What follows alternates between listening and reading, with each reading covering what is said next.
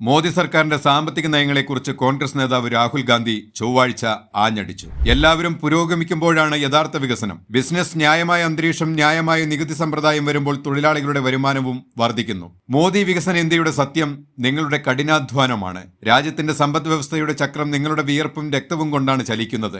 പക്ഷേ അതിൽ നിങ്ങൾക്ക് ന്യായമായ പങ്ക് ലഭിക്കുന്നുണ്ടോ? ചിന്തിക്കൂ, രാഹുൽ പറഞ്ഞു. സമ്പദ് വ്യവസ്ഥയിൽ ഉൽപാദന മേഖലയുടെ പങ്ക് 60 വർഷത്തിനിടെ ഏറ്റവും താഴ്ന്ന നിലയിലേക്ക് താഴ്ന്നുവെന്നും ഇതുമൂലം ജനങ്ങൾ തൊഴിലിനായി ബുദ്ധിമുട്ടുകയാണെന്നും അദ്ദേഹം കൂട്ടിച്ചേർത്തു. കാർഷിക മേഖലയിലെ തെറ്റായ നയങ്ങൾ കർഷകരുടെയും കർഷക തൊഴിലാളികളുടെയും അവസ്ഥ കൂടുതൽ വഷളാക്കി. അവർക്ക് ജീവിതത്തിൽ രണ്ടറ്റവും കൂട്ടിമുട്ടിക്കാൻ കഴിയുന്നില്ലെന്നും ഗാന്ധി പറഞ്ഞു. കഴിഞ്ഞ 5 വർഷമായി തൊഴിലാളികളുടെ യഥാർത്ഥ വരുമാനം സ്തംഭനാവസ്ഥയിലോ കുറയുകയോ ചെയ്തു. ഹാനികരമായ GSTയും ആദായ നികുതിയും പാവപ്പെട്ടവരുടെയും ഇടത്തരക്കാരുടെയും ജീവിതം ദുസ്സഹമാക്കി. അതേസമയം കോർപ്പറേറ്റ് വായ്പകൾ എഴുതി തള്ളുന്നു, അദ്ദേഹം കൂട്ടിച്ചേർത്തു.